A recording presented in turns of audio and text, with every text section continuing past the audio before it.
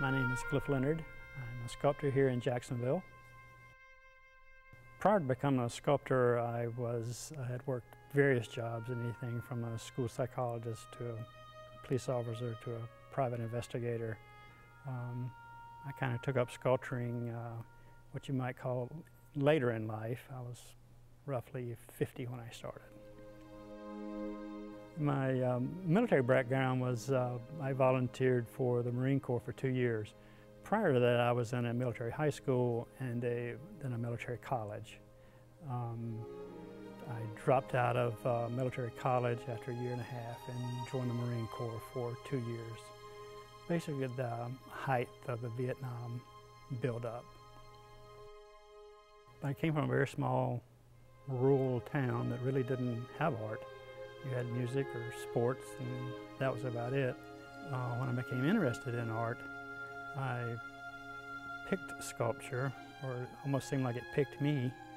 And it does take a lot of attention and a lot of focus, and it's very difficult for me. I struggle at all the work I do. As an artist, your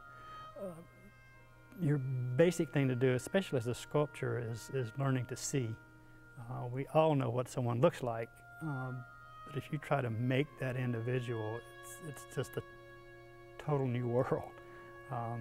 First thing I ever attempted to sculpt was a horse, a rocking horse, and I knew what a horse looked like, but when you actually start sculpting and working with one, you really have no idea close-up features of what makes a horse a horse.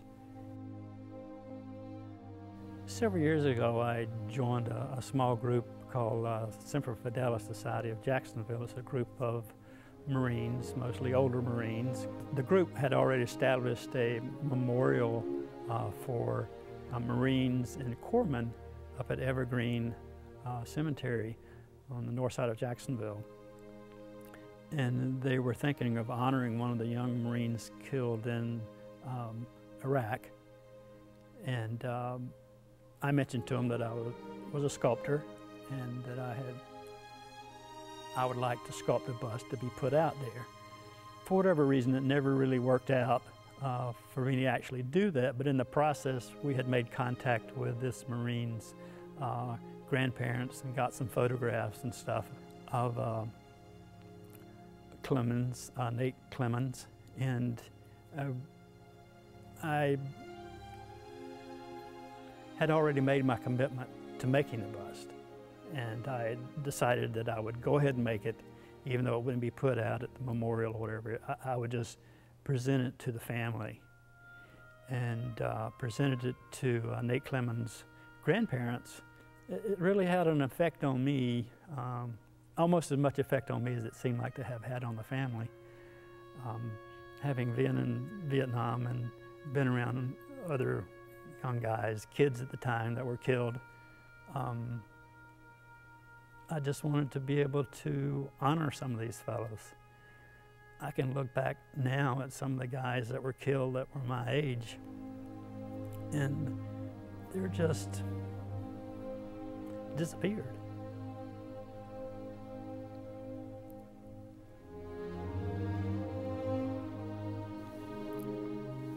Other than their family, nobody even knows about them. And I thought this way, maybe they could, for lack of a better word, live on.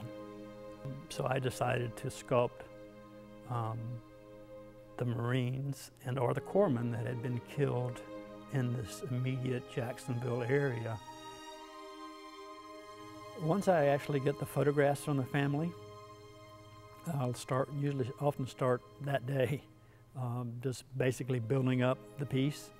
The entire process usually takes me a good 2 months, but I will probably spend 50 or 60 or 70 hours on it, if not more, over that period of time. Some of that time is literally just tying the pieces in the process of drying, of setting up, getting hard enough to be able to be fired. The busts that I've been making so far and donating it to the families have been all in water-based clay. It has to be fired. Once the piece has been fired, I finish it using various types of acrylic paint, starting off with just a brown base color and then going into various types of metallic, bronze, copper, sometimes a little bit of silver thrown in, just to have it look as much like a piece of actual bronze as possible. Once the piece is dried, all the paints have dried, I will take various types of colors of shoe polish to also bring out some of that metallic that's in the paint, and polish that by using the wax that's inside the shoe polish. And then you just buff it down and it winds up looking basically just like bronze. I know a piece is finished when I look at it and I can see the eyes, and I think I can see him looking back at me. And just as important is for my wife to be able to look at the piece with a different set of eyes and to be able to say, yes, I think you've got it.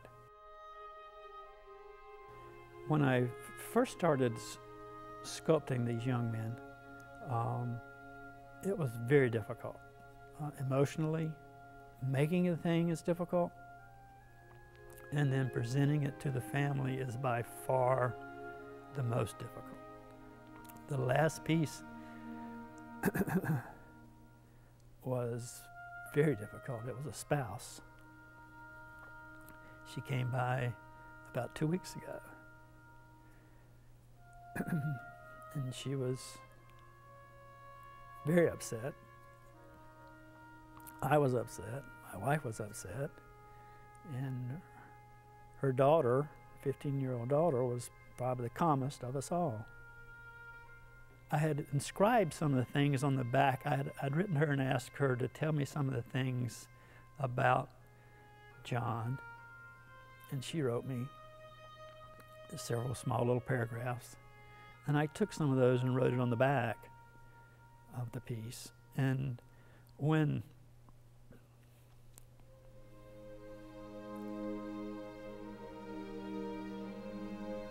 I turned the piece around,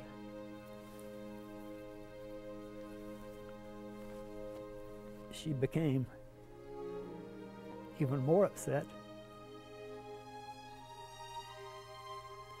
Not from anything I'd written,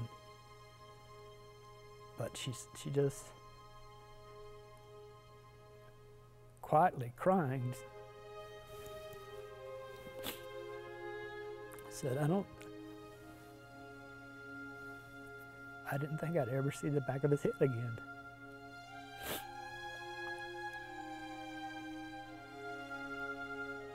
And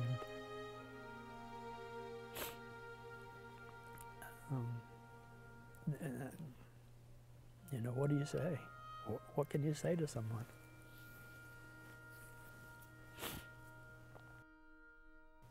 One of the pieces was donated to Terry Parker High. You know, and if I see myself as a high school student walking past a bust of someone who was in the service, I don't know what I would think.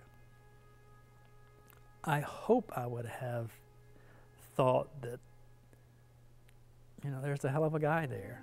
He volunteered for the military and served in the military to protect this country. And his life was taken doing just what he wanted to do, protecting this country.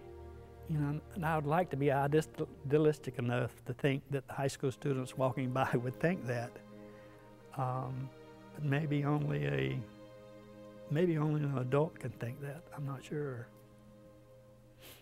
and that's what I'd like to think.